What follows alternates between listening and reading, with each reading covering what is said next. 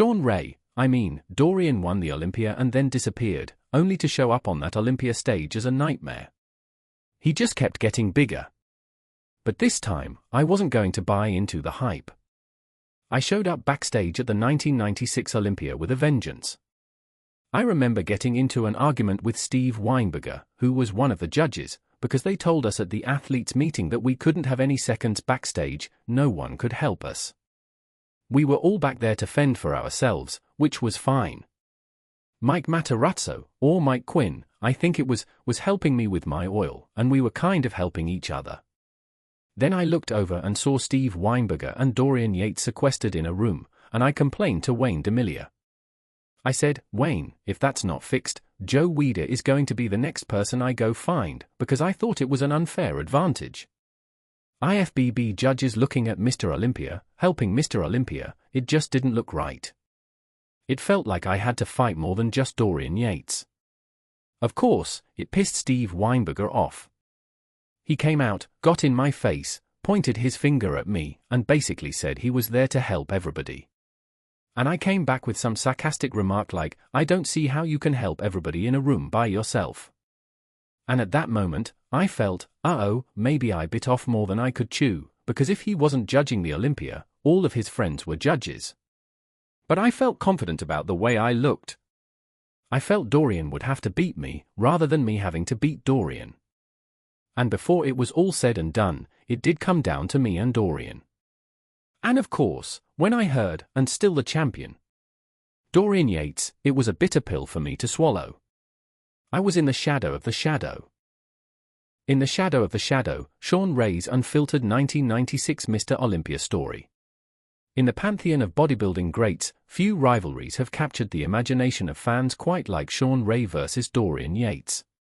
At the 1996 Mr. Olympia, held on September 21 in Chicago, the collision of two remarkable physiques intensified a decades-long debate about judging, competition, and the raw emotions that make this sport so visceral. Ray's reflections on that night go beyond mere competition, they reveal the human side of elite sport, where pride, pressure, and perception collide backstage and unstage. The competitive fire and the backstage tension. Ray entered the 1996 Olympia not merely confident, but driven by a deep desire to challenge Yates, then a dominant five-time Mr. Olympia champion. He had consistently been among the world's top competitors and felt he brought one of the best packages that year. What made the moment so charged was his belief that he should be judged fairly and squarely against Yates, not fighting a system he felt favored the reigning champion. He recounts a heated argument with Steve Weinberger, one of the IFBB judges, over what Ray perceived as unfair conditions backstage.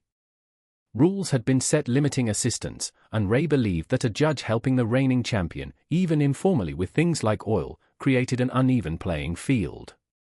This confrontation was more than about all or access, it was about perception of fairness in the most important bodybuilding event of the year. Ray later said he felt like he was about to fight more than just Dorian Yates, underscoring how psychological struggle and backstage politics can weigh on competitors before they even step on stage. Standing up to the shadow. Dorian Yates, nicknamed the Shadow for his intense training intensity and imposing size, was changing bodybuilding standards in the 1990s. He wasn't just bigger, he was ruthless with conditioning and structure, redefining what judges came to favor at Mr. Olympia. For Ray, this transformation was both inspiration and frustration. He didn't deny Yates' greatness, but he believed his own physique was world-class and deserving of the title. He famously said he wanted to beat Yates on stage, not just hope the judges ruled in his favor, a powerful declaration of competitive belief and pride. A bitter pill to swallow, and a legacy built. When the iconic announcement "and still the champion" Dorian Yates echoed through the arena, it was a moment of triumph for Yates, but a bitter pill for Ray, who felt he had brought everything he had to that stage. Despite this, that Olympia remains one of the most compelling stories in the sport, remembered not just for its outcome but for the character revealed in the battle. Shawn Ray never did capture the Sandow Trophy, but he became one of bodybuilding's most respected voices because he spoke openly about the politics, passion, and psychology behind elite competition. His recollection of 1996 is not just nostalgia, It's a reminder that bodybuilding, like all judged sports, often has layers of struggle that fans rarely see. Conclusion: respecting both competitors and the contest. The Mr. Olympia stage has always been more than muscle, it's psychology, preparation, judgment, and legacy. Ray's memories from 1996 capture that complexity, conflict, ambition, respect, and the heartbreak of coming up just short. Whether you root for him or Yates, the sport is richer for champions and challengers alike who push each other to their limits.